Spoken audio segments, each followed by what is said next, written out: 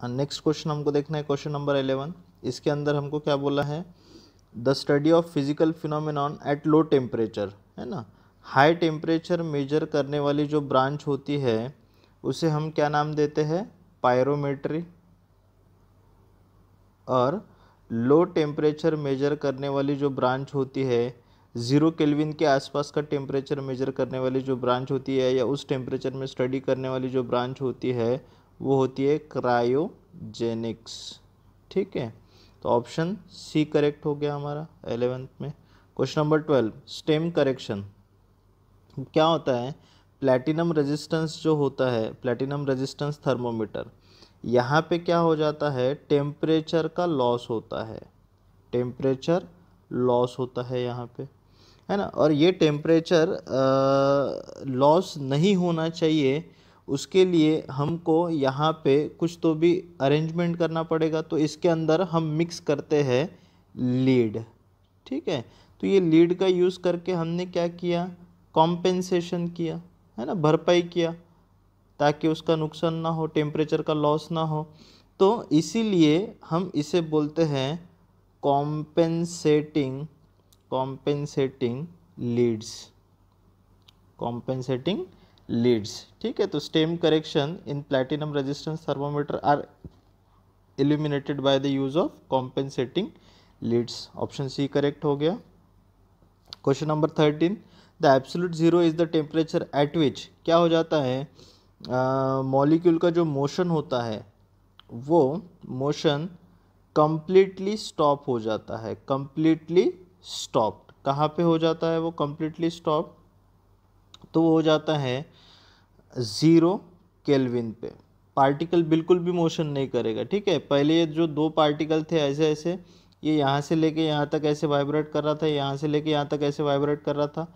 अभी जैसे इसके बीच में का टेम्परेचर कम होते जाएगा वैसे वैसे इनके बीच में का जो वाइब्रेशन है वो वाइब्रेशन कम होते जाएगा। ठीक है, वाइब्रेशन कम होते जाएगा तो ये पास में आते जाएंगे, ये फिर पास में आएंगे, वाइब्रेशन कम हो गया, वाइब्रेशन कम हो गया, और पास में आएंगे और पास में आएंगे, और निग्लिजिबल वॉल्यूम उनका बन जाएगा। ठीक है, ये इतने पास में आएंगे, इतने पास आएंगे कि इनका वॉल्यूम भी निग्लिजिबल हो जाएगा, और इनका कंप्लीट मोशन जो है, चाहे एटम रहे, मॉलिक्यूल रहे, प्रोटॉन रहे, इलेक्ट्रॉन रहे, कुछ भी रहे, 0 केल्विन पे कुछ भी मूव नहीं होगा। क्योंकि ये जो टेम्परेचर रहता है, ये टेम्परेचर मतलब ही क्या होता है, तो टेम्परेचर हमारा मैक्रोस्कोपिक लेवल पे होता है, और माइक्रोस्कोपिक लेवल पे क्या होती है, काइनेटिक एनर्जी, वाइब्रेशनल मोशन। तो ये अगर 0 हो जाता है तो ये भी कंप्लीटली क्या हो जाएगा, 0। इसका मतलब ऑप्शन सी करेक्ट हो गया, मॉलिक्यूलर मोशन सीजेस। उसके बाद में क्वेश्चन नंबर 14, इसके अंदर हमको क्या बोला, absolute scale of temperature is reproduce in the laboratory by making use of. अब क्या होता है, अगर हमको एब्सोल्यूट स्केल बनाना है, मतलब 0 केल्विन के अराउंड अगर हमको टेम्परेचर मेजर करना है। अब 0 केल्विन तो हम मेजर नहीं कर सकते, वो कितना होता है, 0 केल्विन मतलब होता है हमारा, 0 केल्विन मतलब होता है -273.15 डिग्री सेल्सियस। निगेटिव में इतना डिग्री सेल्सियस, इतना होता है हमारा एब्सोल्यूट ज़ीरो टेम्परेचर। अब ये आसपास, इसके आसपास अगर हमको टेम्परेचर मेजर करना है तो उसके लिए हम कौन सा थर्मोमीटर यूज़ करते हैं, तो हम यूज़ करते हैं -268 degree Celsius to 500 degree Celsius temperature measure करने वाला एक थर्मोमीटर, गैस थर्मोमीटर। ठीक है, ये गैस थर्मोमीटर है। और गैस में भी किस टाइप का गैस हम यूज़ करेंगे तब जाके ये वाला रेंज हम मेजर कर सकते हैं, तो ये होता है हेलियम गैस थर्मोमीटर। तो हेलियम गैस थर्मोमीटर यूज़ करके हम ये एब्सोल्यूट स्केल का रिप्रोडक्शन कर सकते, बना सकते हैं उसको हम। नेक्स्ट क्वेश्चन नंबर 15, इसके अंदर हमको क्या बोला गया, absolute 0 kelvin is that temperature at which क्या हो जाता है, मैंने अभी थोड़ी देर पहले आपको एक्सप्लेन किया था, वॉल्यूम कंप्लीटली क्या हो जाता है, 0।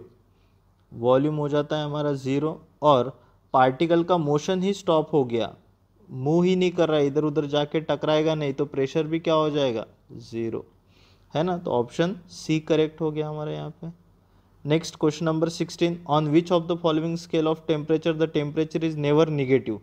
सबसे कम टेम्परेचर क्या होता है, 0 केल्विन। 0 केल्विन के नीचे कुछ भी टेम्परेचर नहीं होता है। ठीक है, ये सबसे कम वाला टेम्परेचर हो गया हमारा।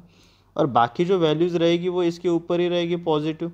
अगर आप देखोगे डिग्री सेल्सियस वाली स्केल तो 0 डिग्री सेल्सियस यहाँ पे मिलेगा आपको, और सबसे कम टेम्परेचर 273.15 केल्विन पॉसिबल है, तो ये निगेटिव में मिला। फ़ारेनहाइट में भी वैसे ही हो जाएगा हमारा, ठीक है, 0 फ़ारेनहाइट यहाँ पे रहेगा उसके बाद में। तो वैसे ही सब हमेशा पॉजिटिव टेम्परेचर हमको कौन से स्केल पे मिलेगा, तो केल्विन स्केल पे ही मिलेगा। नेक्स्ट क्वेश्चन नंबर 16 का हो गया डी। क्वेश्चन नंबर 17 हमको देखना है, the temperature on Celsius scale is, Celsius scale पे टेम्परेचर गिवन है 25 डिग्री सेल्सियस, और उसकी वैल्यू हमको पूछिए फ़ारेनहाइट स्केल पे, है ना। 25 डिग्री सेल्सियस की फ़ारेनहाइट पे कितनी होगी, अगर उसको हम फ़ारेनहाइट में कन्वर्ट करेंगे तो हमारे पास में रिलेशन है, क्या रिलेशन था वो, C/5 is equals to F-32/9, ये वाला रिलेशन था हमारे पास में। इसी को हमने 9 को इधर भेज दिया तो 9/5 इंटू सी, और 32 आ जाएगा यहाँ पे, तो हमको मिलेगा F, है ना। 9/c मतलब भी कितना होता है हमारा, तो F इज इक्वल्स टू 1.8 लिख सकते हैं हम उसको।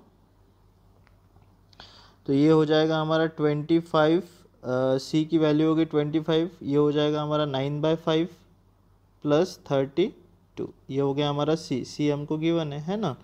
और इसको कन्वर्ट करना था हमको फ़ारेनहाइट में, तो F इज इक्वल्स टू ये हो जाएगा हमारा 5 इंटू 9 45 प्लस 32, तो फ़ारेनहाइट में हमको कितना मिलेगा 77 डिग्री फ़ारेनहाइट, ठीक है।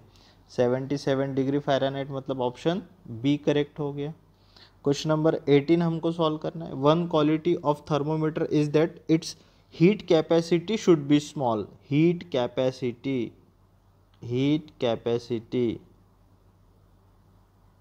स्मॉल होनी चाहिए।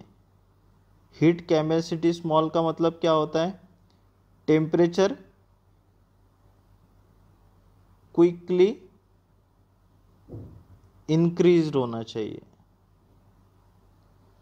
है ना। हीट कैपेसिटी स्मॉल मतलब टेम्परेचर क्विकली इंक्रीज होगा, जिसकी हीट कैपेसिटी ज़्यादा रहती है उसका टेम्परेचर धीरे धीरे बढ़ता है ना।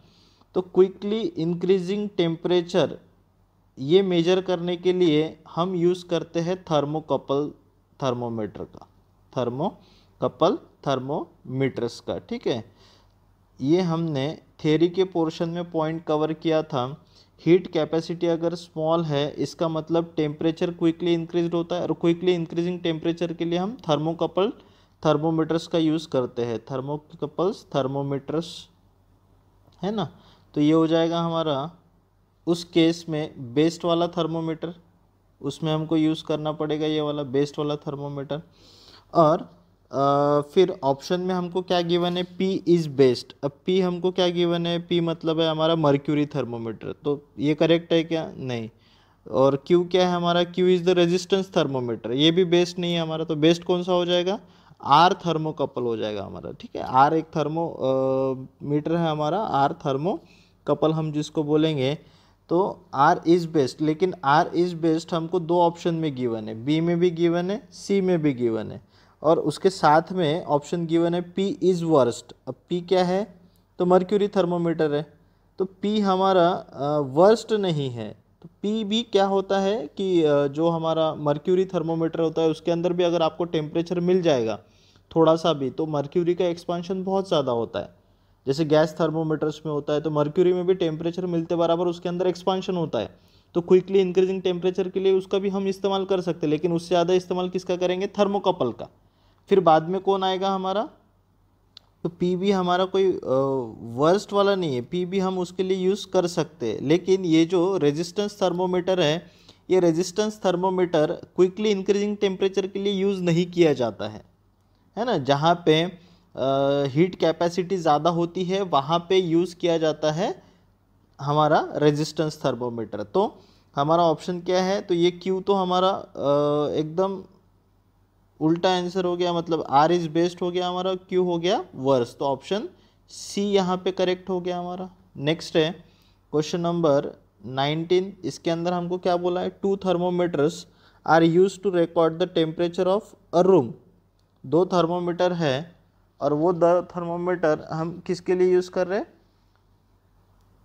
Use to record the temperature of a room if the bulb of one is wrapped in a wet hanky. मतलब ये ऐसा एक थर्मोमीटर है और इसका ये जो बल्ब रहेगा यहाँ पे, ठीक है, ये जो बल्ब है ये मैंने स्पेरिकल बनाया, स्पेरिकल रहेगा ऐसा कोई कंपलसरी कंडीशन नहीं है, ठीक है। और ये जो एक थर्मोमीटर का ये जो बल्ब है, इसको हमने क्या किया, if the bulb of one is wrapped in a wet hanky, एक गीले रुमाल से इसको ऐसा पकड़ लिया इसको, तो क्या हो जाएगा, इसके अंदर जो टेम्परेचर इंक्रीज होगा, जिससे हमको इसकी वैल्यू मिलेगी कि रूम टेम्परेचर कितना है यहाँ पे, ठीक है।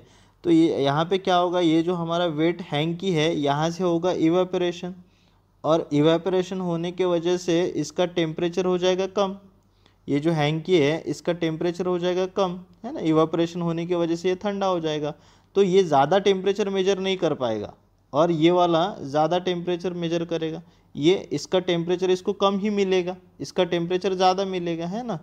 तो यहाँ पे कौन सा ऑप्शन हमारा करेक्ट है, तो हम देखते हैं, the temperature recorded by both will be the same, गलत है। The temperature recorded by wet bulb thermometer will be greater than the recorded by the other, ये गलत है, ये कम है, ये ज़्यादा है।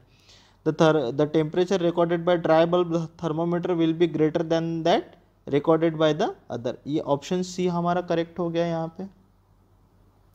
उसके बाद में है question number 20, the temperature of a body on a kelvin scale is found to be x kelvin, when it is measured by Fahrenheit thermometer it is found to be x degree Fahrenheit, मतलब एक particular temperature ऐसा है कि kelvin में भी उतना ही number मिलेगा हमको और फ़ारेनहाइट में भी उतना ही मिलेगा, उसको हम डिग्री फ़ारेनहाइट बोलेंगे, यहाँ पे केल्विन बोल देंगे, ठीक है। तो हमारा फॉर्मूला क्या होता है, बहुत ही सिंपल फॉर्मूला होता है हमारा, k - 273/5 लिखते हैं हम यहाँ पे, और एक होता है हमारा f - 32/9, इस तरह से लिखते हैं। ये k हमको कितना गिवन है, x, f भी हमको कितना गिवन है, x, इस तरह से हमको गिवन है ना, और x हमको फाइंड करने के लिए बोला, तो ऐसा कौन सा टेम्परेचर होगा, वो दोनों में इक्वल है, तो यहाँ पे x को हम फाइंड करेंगे, कैसे फाइंड करेंगे, तो x - 273.15 लिख सकते हैं, नहीं भी लिखा तो कोई ज़्यादा फर्क नहीं पड़ेगा, by 5 is equals to f की जगह पे भी क्या आएगा, x - 32/9, इसका क्रॉस मल्टीप्लिकेशन करो तो 9x - 9 × 273 is equals to 5x - 5 × 32, और ये x वाले टर्म्स को एक साइड में लेके आओ, तो 9x - 5x, 9x - 5x